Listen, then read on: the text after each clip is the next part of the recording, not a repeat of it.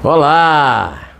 Venho aqui mais uma vez agradecer a sua presença, muito honrosa para mim, aqui no meu público, assistindo os meus comentários, comentando, dando joinha.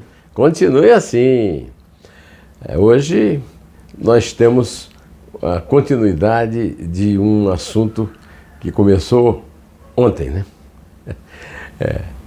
Ontem, aliás, começou anteontem, porque começou com a exclusão do Adrilles, né? do Monark, lá do Flow, né? E depois que defendeu a existência de um partido nazista no Brasil, e isso foi bastante criticado, ele foi afastado, etc. Aí no dia seguinte, aí sim, o ex-BBB Adrilles Jorge foi demitido da Rádio Jovem Pan porque defendeu o nazifascismo e, sobretudo, o ódio nazifascista aos judeus. Eu já expliquei isso antes, não vale a pena repetir. Agora, o que está acontecendo agora é que, dentro desse aspecto aí, o presidente Jair Bolsonaro resolveu dar sua, entre aspas, contribuição. Contribuição ao contrário, né? No sentido oposto da palavra, né? Porque o Bolsonaro não tem um conhecimento sobre a língua portuguesa, não tem conhecimento sobre geografia, matemática, agora, sobretudo sobre história, né?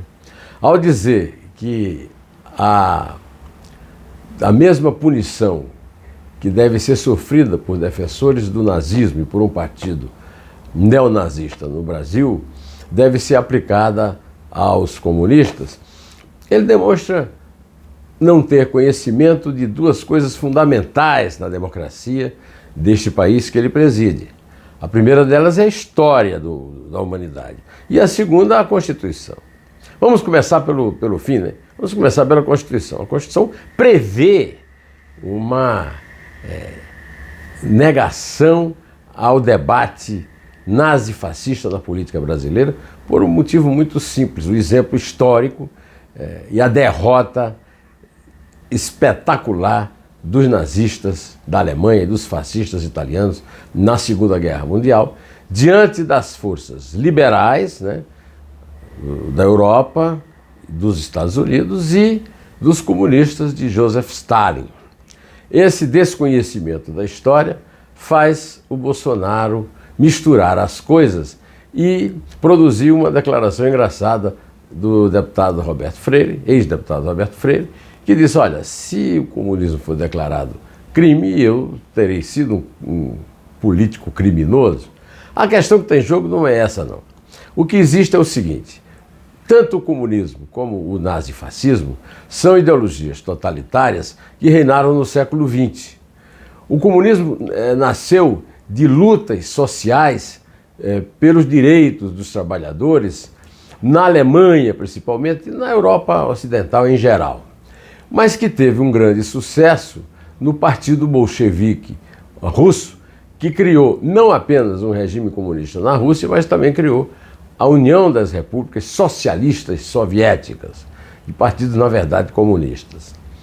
A união dessas duas ideologias aparentemente opostas, ela chegou até a acontecer. Adolf Hitler, o ditador da Alemanha, achava que precisava de um pouco de tempo para enfrentar o famoso General Inverno, no caso de querer invadir a União Soviética de Joseph Stalin. E por isso abençoou a assinatura de um pacto chamado Ribbentrop, que era o nome do chanceler alemão, e Molotov, nome do chanceler russo, que perdurou ali ainda, inclusive durante a guerra. Houve um grande mal-estar generalizado entre os comunistas do mundo inteiro, inclusive no Brasil, desse pacto germano-soviético. Mas logo ele foi rasgado quando as tropas nazistas invadiram a Rússia, desafiando a neve e as condições especiais do terreno que vários outros generais conquistadores do passado já tinham sido derrotados por eles. O caso específico do Napoleão é o mais famoso, e foi graças à derrota do Napoleão contra os russos que se criou essa expressão general inverno. A verdade é que quando as tropas nazistas chegaram a Moscou e principalmente a Stalingrado, elas já estavam completamente minadas, e aí chegou a neve e os russos passearam de volta para o Oriente. Isso aí acabou com esse interregno comunista nazista, que só durou aí um pequeno prazo, né? Acabando completamente com qualquer razão que o Bolsonaro poderia vir a ter com essa declaração. A verdade completa é que Joseph Stalin foi um ditador perverso, morreram milhões de russos no famoso Grande Terror e na fome, nos anos, ali no meio do século XX, mas os soldados soviéticos tiveram uma participação fundamental na história moderna, na história contemporânea, quando entraram em guerra contra Hitler e chegaram a Berlim antes dos americanos e dos ingleses. Hastearam uma bandeira vermelha com a foice e o martelo sobre o Reichstag, o parlamento alemão, porque chegaram a Berlim antes, né? Então, a humanidade deve aos comunistas soviéticos a derrota final do Hitler e o fim do plano de ocupação do mundo pela odienta ideologia nazista. É verdade que o Stalin também foi um tirano assassino, foi restabelecida no Congresso da União Soviética de 1955, depois da morte dele pelo premier Nikita Khrushchev, que ficou famoso ali nos anos 60, porque batia com os sapatos na mesa na reunião da Organização das Nações Unidas. Essas coisas o Bolsonaro não sabe porque ele é ignorante. E porque, sendo um direitista radical, com claras simpatias nazi-fascistas, né, o Bolsonaro é um imitador caboclo, né, de Benito Mussolini, o líder fascista italiano, e é claro que deve, nas noites de sono, deve sonhar com o esplendor da águia alemã que o Hitler realizou nos filmes de Riefenstahl, né, da famosa Riefenstahl. Agora, a verdade é que isso não elide um fator ainda mais importante. A Constituição brasileira proíbe o nazismo por tudo que o nazismo fez e pelo ódio que o nazismo tinha a judeus, ciganos e oposicionistas, o que é bem diferente do caso comunista. Mas isso aí certamente não prosperará, como o próprio bolsonarismo não prosperará. Eu até acho que o Bolsonaro vai ter um espaço importante na política brasileira, mas vai ficar ali entre 20% e 30% depois da eleição. Isso aqui nós vamos, contudo, esperar. Nós estamos tratando da história e não do futuro.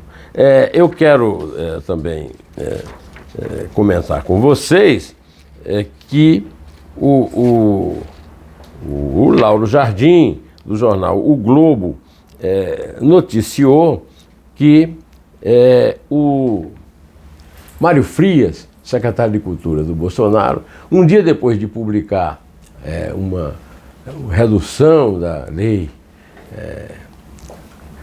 Rouanet para artistas, para cachês de R$3.000, foi aí flagrado gastando R$39 mil para fazer uma visita a Nova York, do lutador de jiu-jitsu da família Gracie, famoso Renzo Gracie.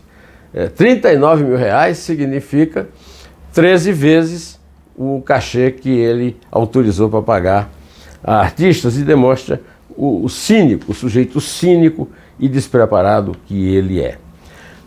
Esta manhã de quinta-feira, eu estava vendo o noticiário da Globo cedo e vi uma cena chocante. Eu já morei num bairro aqui em São Paulo chamado Butantã, onde fica o Instituto Butantan, que fabrica a Coronavac, e foi mostrado nos jornais da cidade que as pessoas estão correndo de bandidos para pegar os carros, fugindo com os carros para não serem roubadas. E um caso ainda mais grave foi noticiado na edição virtual do Estadão, um caso em Vila Prudente em que o filho viu a mãe, senhora já de mais de 90 anos, sendo arrastada por bandidos. São Paulo está sendo tomada nesse fim de pandemia por um assalto permanente da bandidagem. Aliás, para falar em fim da pandemia, tem uma notícia boa aí, né? Que, segundo as autoridades sanitárias, o reforço da Pfizer eleva em 92,7% a resistência do vacinado em relação à Covid. Eu quero também ainda noticiar e comentar que é um momento adequado para isso, né, que a vida de Marília Mendonça, que morreu num acidente de avião, grande ídolo da música sertaneja, vai ser reproduzida num seriado da Netflix. E convidar você para não perder a excelente entrevista do Deltan Dallagnol, candidato a deputado federal, no canal José Neumann e Pinto, no YouTube, e também uma bela 2 dedos de prosa da Selma Cruz a respeito do seu magnífico livro Para Entender Paris. Olha, sábado, está no ar desde sábado a entrevista do Deltan, que é uma boa defesa da Operação Lava Jato, que está sendo destruída pelo Bolsonaro, e no domingo entrou no ar os comentários de Selma, que morou em Paris, que foi editora internacional do Estadão, e que escreveu esse livro excepcional, em que conta detalhes muito pitorescos e às vezes muito trágicos da história da capital francesa. Bom, eu vou ficando por aqui, direto ao assunto. José Neumann e Pinto.